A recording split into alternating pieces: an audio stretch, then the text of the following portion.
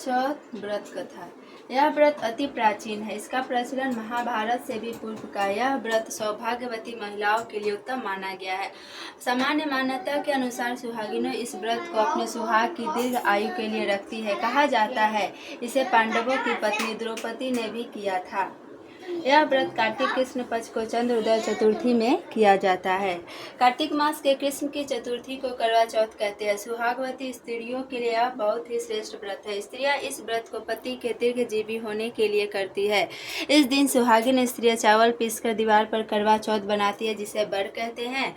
इस करवा चौथ में पति का अनेक रूप बनाए जाते हैं तथा सुहाग की वस्तुएं जैसे चूड़ी, बिंदी, बिछुआ, मेहंदी और महावर आदि के साथ साथ दूध देने वाली गाय, करुआ बेचने वाली कुम्हारिन, महावर लगाने वाली नाइन, चूड़ी पहनाने वाली महानी, हारी, 7 भाई, उनकी इकलौती बहन सूर्य, चंद्रमा, गौरा और पार्वती आदि देवी देवताओं के भी चित्र बनाए जाते हैं। सुहागिन स्त्रियों के इस दिन निर्जल व्रत रखना चाहिए। रात्रि को जब चंद्रमा निकल आए तब उसे अर्घ्य देकर भोजन करना चाहिए।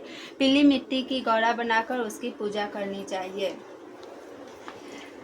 करवा चौथ व्रत कथा भाग 2। प्राचीन काल में करवा नाम की एक पतिव्रता स्त्री अपने पति के साथ नदी के किनारे एक गांव में रहती थी। कार्तिक मास के कृष्ण पक्ष की चतुर्थी के दिन उसका पति नदी में स्नान करने के लिए गया। स्नान करते समय एक मगरमच्छ ने उसका पैर पकड़ लिया। वह करवा करवा नाम लेकर जोर जोर से अपनी पत्नी को पुकारने लगा। उसकी आवाज़ सुनकर उसकी पत्नी दौड़ कर आई और उसने मगर को कच्चे धागे से बांध दिया। मगर को बांधकर वह यमराज के यहाँ पहुंची और यमराज से बोली, भगवान, मगरमच्छ ने मेरे पति का पैर पकड़ लिया है, अतः पैर पकड़ने के अपराध में आप अपने बल से उस मगरमच्छ को नरक में ले जाओ। यमराज ने कहा, अभी मगरमच्छ की आयु शेष है, अतः मैं उसे मार नहीं सकता। इस पर करवा ने कहा, यदि आप ऐसा नहीं करोगे तो मैं आपको श्राप देकर नष्ट कर दूंगी।